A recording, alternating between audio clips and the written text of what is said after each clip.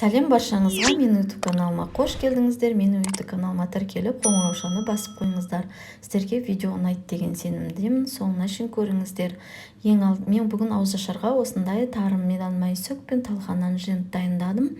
Тойымды қазақтың ұлттық тағамдарының бірі. Осындай тарымызды 5-6 рет жақсылап жуып алдым. Үстінен қайнап тұрған ыстық сүтімізді құйып бұқтырып қойдым.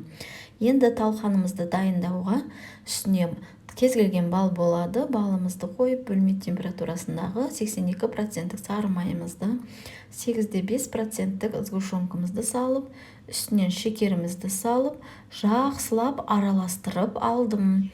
Осылайынан жақсылап басын біріккенше осылай араластырып аламыз. Енді қолымыздың көмегімен жақсылап езіп, мұжғылап, осылайынан басын біріктіріп алатын боламыз. Мінекей дайын болды. Енді осындай силиконовый формамызға, шарик жасайтын формамызға салып алдым. Барлығын осылай салып алдым. Сіздер дөңгелетіп жасасаңыздар да болады. Холодильникке 1 сағатқа қойып қойдым. Енді тарымызды дайындаймыз. Тарымызды осындай бұқтырылған тарымызды сүргеге қойып аламыз. Сүтімізді сүзіп осындай кепкенше осындай қойып алатын боламыз. 10-15 минутқа қойып алдым. Енді осыны бөлек ыдысқа салып аламыз.